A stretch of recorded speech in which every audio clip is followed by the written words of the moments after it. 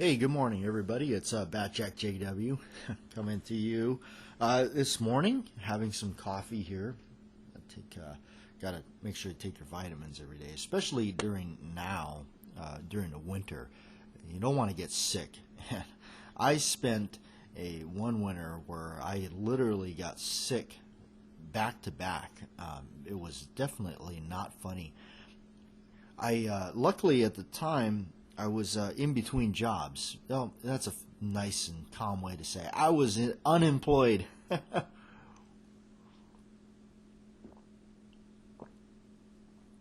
So yes, make sure you take your vitamins. But no, I remember there was one winter there. I uh, I got sick. Like it was just ridiculous. I had gotten. It felt like I just like it was like the flu, ammonia, and yeah, the flu again or something like that. I don't know. It was pretty bad. So, but I don't wish that on anybody. It was just I was like, what's going on here? I couldn't figure it out. So anyway, let's get this morning going here. Actually, I did a video on the main channel, Colt Python 2020, and I mostly did it just because of I wanted to talk about that, and I was very excited that they did it. I knew they were going to do it. I always just had that feeling. I'm like they're gonna pop it out. It's eventually it's gonna happen. Didn't know when it was gonna happen, but as it finally did, I decided I better, I want to make a video about it.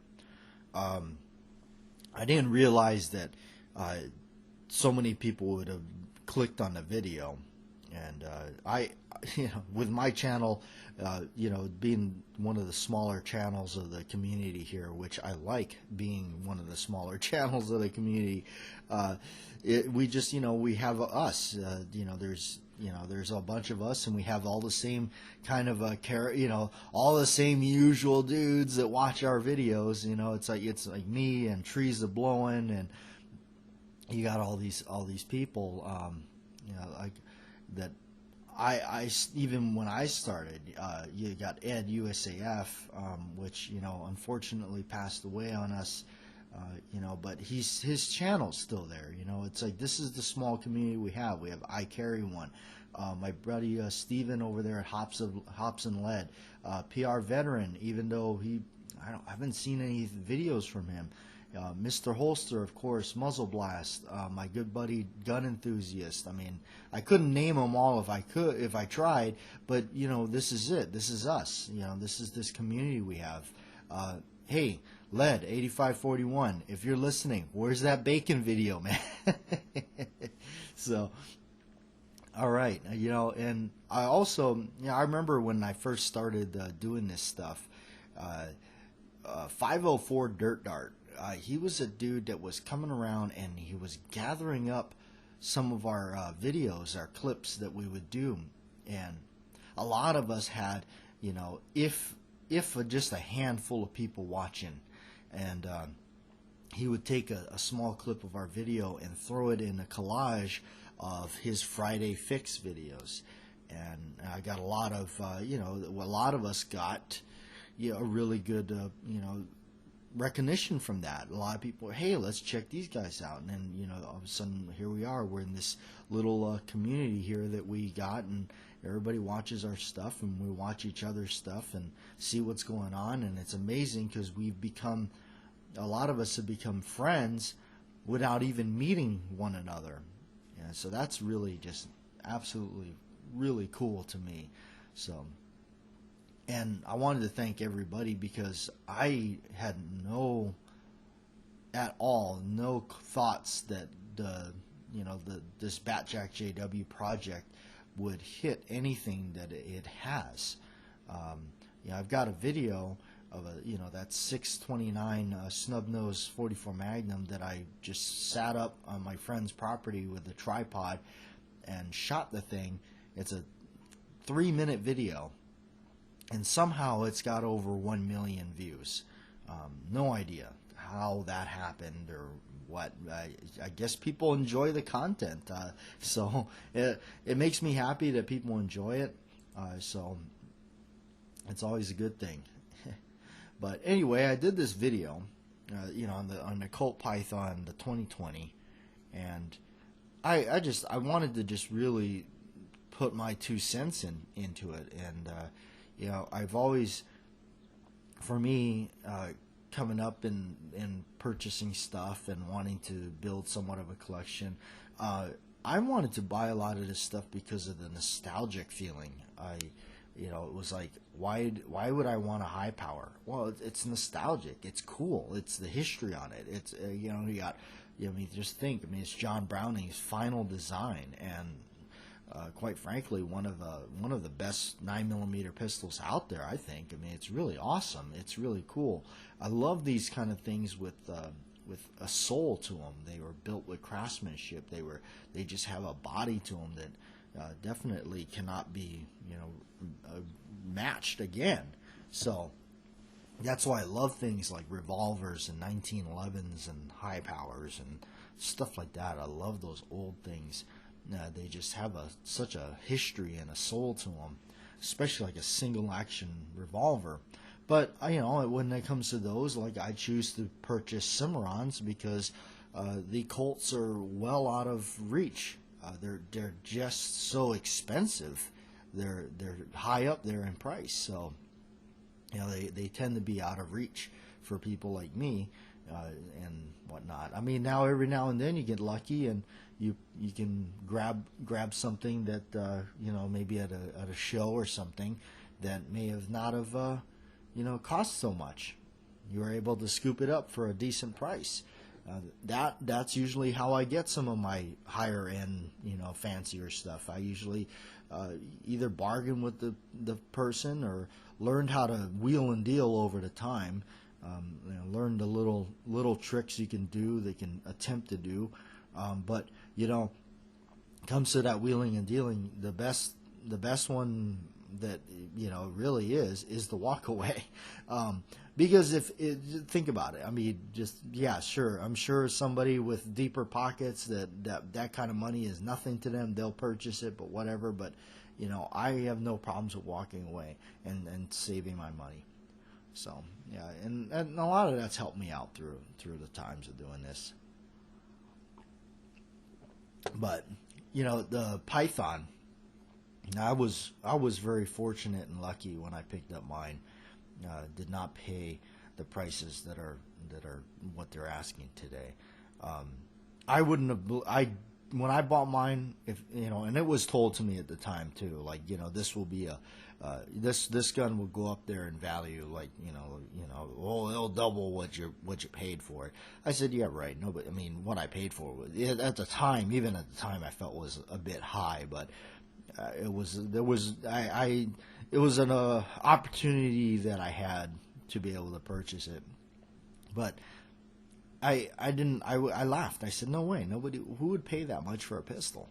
And sure enough, yeah, I was wrong on that one. So people will, and the part that always I guess always felt like, man, more people ought to be able to have these things and enjoy them, and just be able to pick them up, and not have to sell half their house or something like that for them, or like feel like you buy one and it's like, geez, that's a car, you could buy a vehicle for that. But that's why I'm glad that with stuff like this, with the new Python that's out, I think it's gonna. I hope it subsides the price tag. Well, even if it doesn't, it'll allow people on the market to be able to pick one up and enjoy it and have it and not have to pay $3,000. Now, I'm not saying that $1,500 is cheap, because that is not. Well, at least it isn't to me. I'm not going to pay $1,500. I couldn't. That it brings it closer for a lot of us to be able to do it, to buy it. And I know some people, but I look at this and I mean, I see people show up with pistols and stuff that it's like, wow, how much, and I've seen people spend close to that on handguns without a doubt. So I can see that if somebody really wants it, and it's something that they're really interested in, I think they'll get it. I certainly, on my end, would definitely be waiting to see what happens. I mean, if one kind of happens to slither its way into my direction, that the price tag is a little more easy, I may be interested.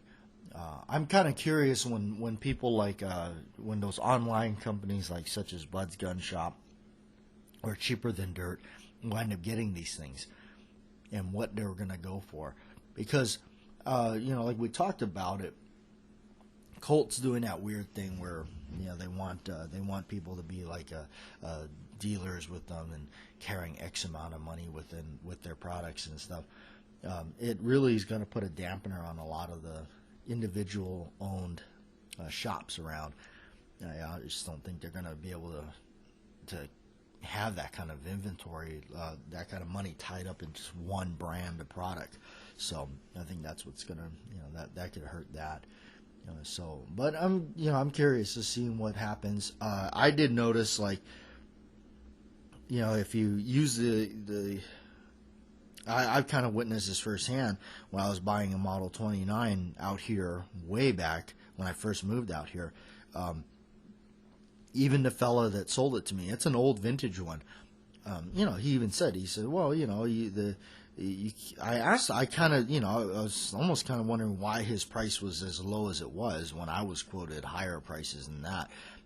But he even said, well, it's kind of difficult when you're trying to sell one of these things when somebody can buy a brand new off the line, from Smith and Wesson now, and for less. So, and quite frankly, after everything I've read about the new 2020 Python, even where Colt was saying that they beefed up the frame to make it stronger. They crowned the barrel so you get a lot more accuracy longer out of it. It'll be more durable, and it looks nicer if you ask me. They did it right. They did it appears to be a nicely polished stainless and not a matte stainless. I feel like if it was going to be a matte stainless, it would have definitely been a wrong decision. But they didn't. It appears to be a nicely polished stainless. Wood grips with the medallion, they did it right. They didn't put those ugly black rubber grips on it, make it the matte stainless. If they would have done that, it would have been a total fail. But it appears that they've done it right. And they offered in the 2 barrel lengths that is awesome. The 4 and the 6. I hope they offered a snubby. That would really kick it over. The snubby would be great. And hopefully they will make it in blue. Now, I know the bluing probably won't be, like the old royal blue, but at least it'll be blue. And my other thing is, like, a lot of people are going to want to own this, like myself, for the nostalgia. Not necessarily to box it up and put it away. Some people may, but they want it for the nostalgia. I would want it for the nostalgia. And this is something you can shoot and, not be too worried about, oh my gosh, I'm devaluing this every single time I shoot it because it's not made anymore and all that, all that baggage that comes with it. A lot of times I'll just shoot something because I spent my hard-earned money on it. I'll enjoy it. I'll shoot it. But with something like that, it's neat because you'll be able to enjoy it, have it, play with it around, and take it to the range and send some lead down there and not feel like, oh my gosh, they don't make this thing anymore. No, now it's in production. They make it. You'll be able to get it fixed.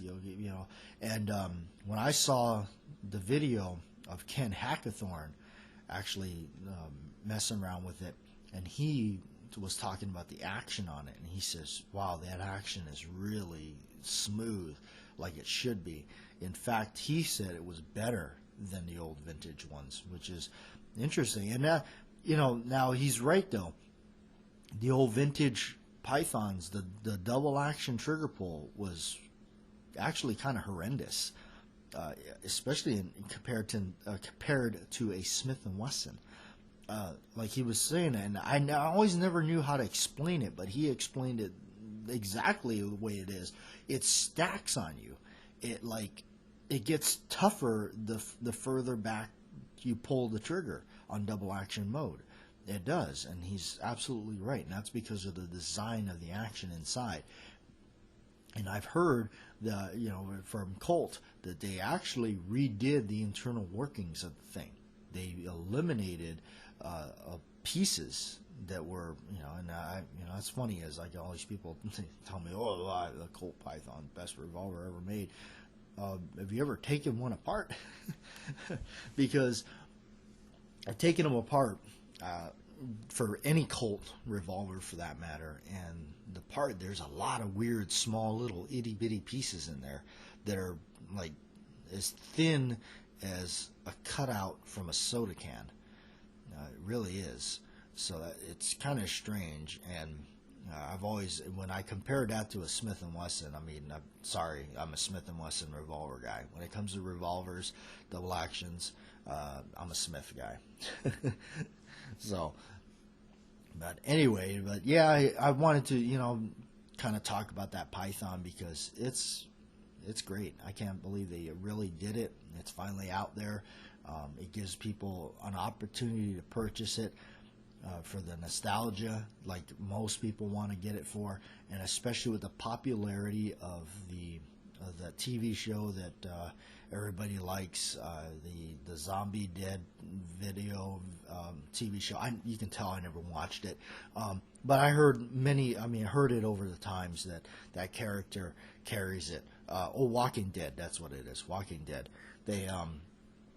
The main character carries one like it. So now this, that's what rekindled a lot of interest in it too. So people are going to be able to get it for that, and so not have to be, subjected to that person trying to, sell one for, a small fortune.